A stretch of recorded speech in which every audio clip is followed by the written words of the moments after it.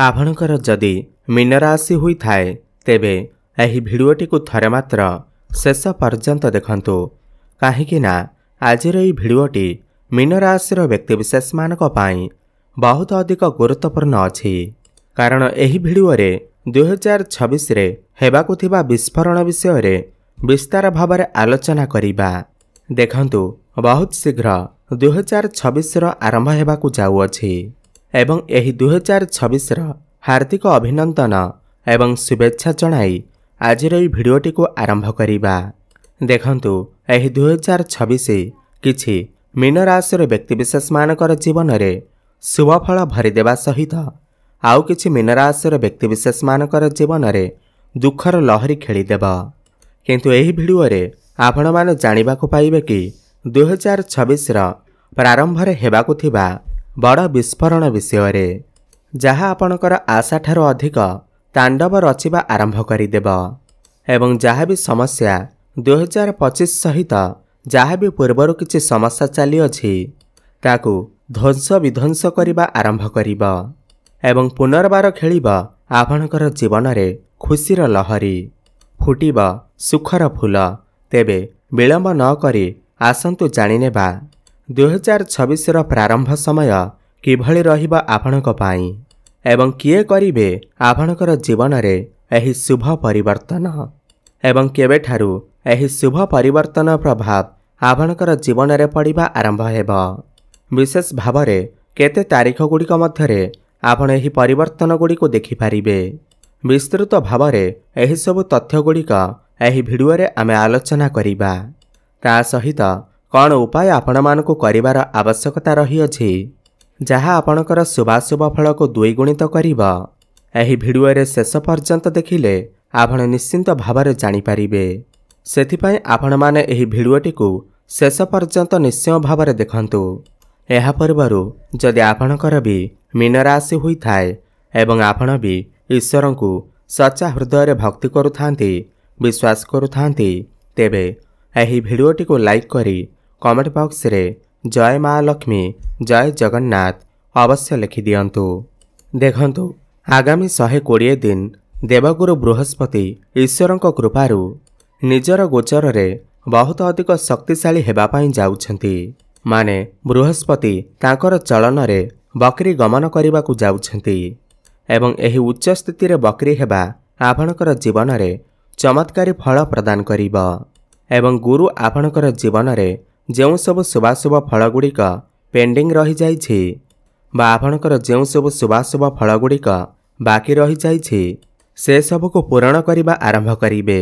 एवं देखंतु एही नवेम्बर मास 11 तारिख ठारू आरंभ करी मार्च मास 11 तारिख पर्यंत गुरु एही बकरी अवस्था रे रहिबे एवं केउ गृह रे गुरु आपणकर बकरी हेबे एवं तांकर बकरी दृष्टि आपणकर केउ केउ गृह उपर को पड़िबा आसंतु जानिबा। देखंतु आपणकर पंचम भाव रे देवगुरु बृहस्पति हेबाकु जाउछंती बकरी एवं पंचम भाव हेउछि आपणकर बुद्धिमतार भाव आपणकर प्रेम संपर्कर भाव आपणकर संतानर भाव आपणकर शिक्षार भाव एवं जेतेबेले भी शुभ ग्रह आपणकर त्रिकोण रे उच्च अवस्था रे विराजमान करंती ताहा पुणी बकरी अवस्था रे एही गृहर शुभाशुभ फल को द्विगुणित तीन गुणित करी आपण को प्रदान करिथांती। ताहा सहित गुरु आपणकर पंचम भाव रे 11 नवेम्बर ठारू 3 डिसेम्बर पर्यंत रहिबे। एहा परे बकरी होई आपणकर सुखर भाव माने चतुर्थ भाव को 11 मार्च पर्यंत गोचर करिबे। तेणु करी एही दुई गोटी गृह रे गुरुंकर शुभाशुभ फल आपणकर जीवन रे देखा देब।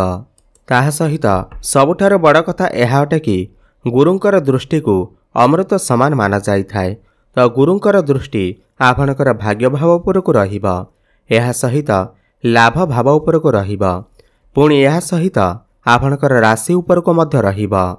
तेणु करी एही 2026 मसियार प्रारंभ रे आपण मानक पाई वरदान सदृश रही अछि।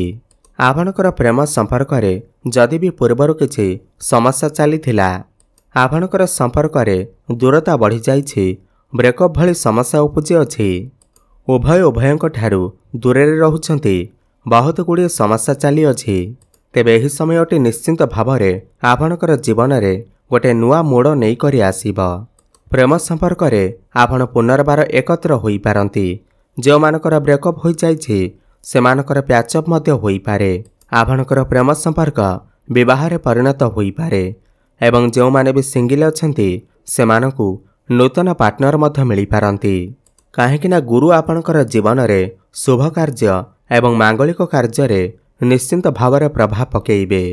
ताहा सहित जो दंपति माने संतानर अपेक्षारे थिले बहुत चेष्टा कला परे मध्य आपनको संतानटीए प्राप्ति होई पारु नथिला।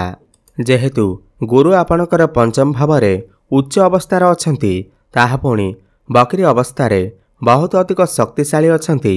एही समय आपनको निश्चिंत भावरे संतान सुख प्राप्ति हेबा। आपण चेष्टा जारी रखंतु। यह सहित जो पिलामाने तांकर शिक्षा क्षेत्र में बहुत गुड़िए समस्या देखुथिले एवं शिक्षारे मन लागु नथिला, शिक्षार मन हटि जाउथिला, आपण जेतिक चेष्टा करुथिले चेष्टा अनुसार आपनकु सफलता मिली पारु नथिला। तेबे गुरु आपणकर पंचमरे थिबारु उच्च अवस्थारे थिबारु आपणकर शुभाशुभ फलकु द्विगुणित करिवे। आपणकर पाठपढ़ारे किछि ना किछि बड़ परिवर्तन अवश्य घटिब।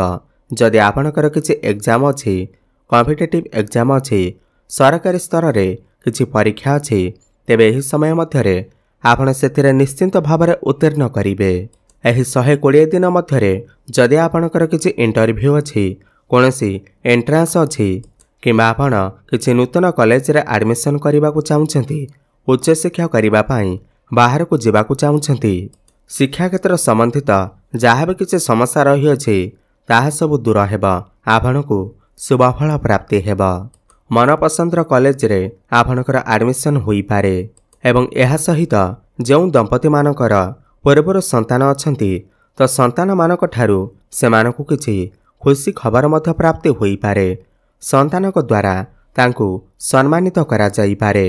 एहा सहित गुरुंकर दृष्टि जेहेतु आपणकर भाग्य भाव उपरक रहुअछि, आपणक ठारू 2 पाद आगरे भाग्य आपणकर गति करिब। समस्त क्षेत्र में आपनकु सफलता प्राप्ति हेबा। कम परिश्रम रे आपनकु अधिक लाभ प्राप्ति हेबा।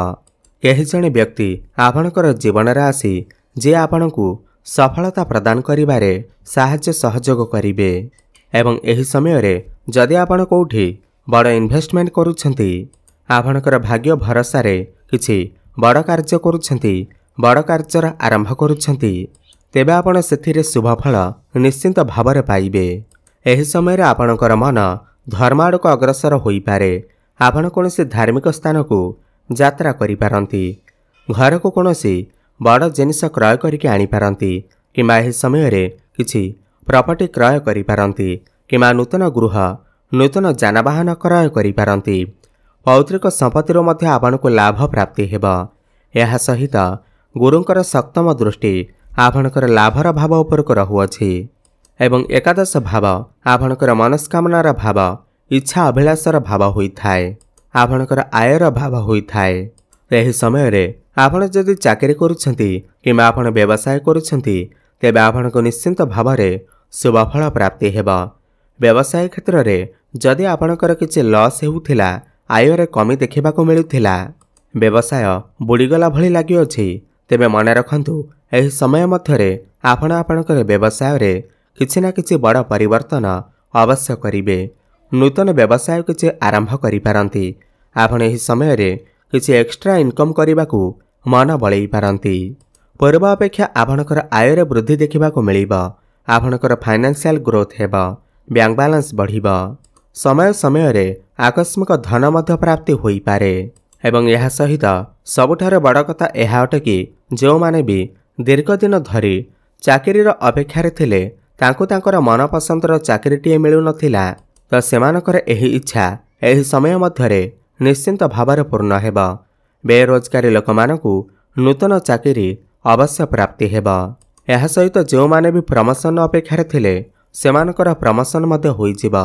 यह सहित गुरु आपणकर निजर सो राशि को देखुछंती, आपणकर लग्न को देखुछंती।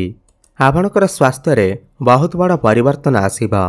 दीर्घ दिन धरी लागि रहितबा स्वास्थ्यगत समस्यारू आपणको मुक्ति मिलिबा। विशेषकर आपणक राशि रे शनिंकर 7.5 चालुअछि। आपण बहुत अधिक मानसिक चिंतार रहुछंती। आपण बहुत अधिक मानसिक स्तर रे दुर्बल होई पड़िलेनी। स्वास्थ्य को नहीं हेउ, आपणकर क्यारियर को नहीं हेउ, घर परिवार को नहीं हेउ, किमा कौनसी संपर्क को नहीं हेउ, सही सब समस्या गुड़िक आपणकर किछि मात्रा रे कमिजिब। काहेकिना गुरुंकर शुभ दृष्टि आपणकर राशि उपरे रहुअछि। एहा सहित 3 डिसेम्बर ठारू नहीं 11 मार्च पर्यंत गुरु आपणकर केन्द्र रे माने चतुर्थ भावरे सुखर भावरे विराजमान रहिबे। एही समय आपणकर सुख सुविधारे वृद्धि देखा मिल। माँ को सहित आपणकर संपर्क भल रहिबा। माँकर स्वास्थ्य जदि किछि समस्या थिला ताहा सब दूर होइजिब। जदि प्रॉपर्टी को नहीं किछि समस्या चलीथिला, जमीबाड़ी को नहीं किछि समस्या चलीथिला ताहा मध्य सब दूर होइजिब। एही समय आपण आपणकर पुराना गृह को छाड़ी नूतन गृह को स्थानांतर होई पारंती। नूतन प्रॉपर्टी किछि किनि पारंती, गाड़ी मोटर आदि किनि पारंती। तेबे सबु परे भी गुरुंकर शुभाशुभ फल को द्विगुणित करने पाई आपण प्रत्येक दिन गुरुंकर बीजमंत्र जप अवश्य करंतु। ओम ग्राम ग्रीम ग्रम सह गुरवे नमः 108 थर प्रत्येक दिन जप करंतु। आपण आपणक पाखरे हलदिया रुमालटीए रखंतु। प्रत्येक गुरुवार दिन कदली गछ मूलरे हलदी पानी अर्पण करंतु एवं प्रातः समय रे सूर्य को जलार्घ्य अर्पण करंतु। शुभफल प्राप्ति हेबा सहित आपणकर भाग्य रे उन्नति आसीबा। धन्यवाद।